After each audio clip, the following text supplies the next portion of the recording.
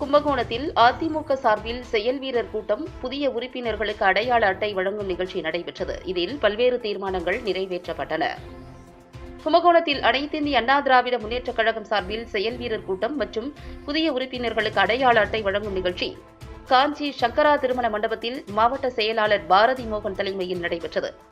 இதில் மாநகர செயலாளர் ராமநாதன், அம்மா பேரவை மாநில இணை செயலாளர் AVK அசோக்குமார், ஒன்றிய செயலாளர்கள் சோழபுரம் அறிவழகன், முத்துகிருஷ்ணன், கருணாநிதி, கைத்தறி பிரிவு மாநில செயலாளர் KG லெனின், MGR மன்ற மாவட்ட செயலாளர் செல்வராஜ், அண்ணா தொழிற்சங்க மாவட்ட செயலாளர் கிருஷ்ணமூர்த்தி, அமைப்பு சாரா ஓட்டுநர் அணி மாவட்ட செயலாளர் சின்னையன், மீனவர் அணி மாவட்ட செயலாளர் ராஜேந்திரன், மாணவர் அணி மாவட்ட செயலாளர் சரவணன், மகளிர் அணி மாவட்ட செயலாளர் கவிதா ஸ்ரீதர், வணக்கம்ஜி பிரிவு மாவட்ட செயலாளர் மோகன்ராஜ், சிறுபான்மை பிரிவு மாவட்ட செயலாளர் ஜஹாங்கீர், முன்னாள் அரசு கொறடா மனோகரன் மற்றும் நிர்வாகிகள், பொறுப்பாளர்கள் உள்ளிட்ட ஏராளமானோர் கலந்து கொண்டனர்.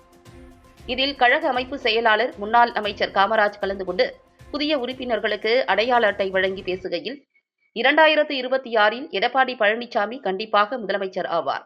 தொடர்ந்து திமுக பொய் வாக்குறுதிகளை அளித்து வருகின்றது.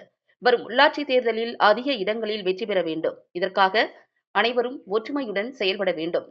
தொடர்ந்து 3 முறை மின்கட்டண உயர்வு, சட்டம் ஒழுங்கு சீர்கேடு, கள்ளச்சாராய உயிரிழப்புகள் ஆகியவற்றுக்காக திமுக அரசையும், சிறுபான்மை முஸ்லிம் சமூகத்தினரின் உரிமைகளை பறிக்கும் வகையில் வக்பு சட்டத்தில் திருத்தம் கொண்டு வந்துள்ள மத்திய பாஜக அரசையும் கண்டிக்கிறோம்.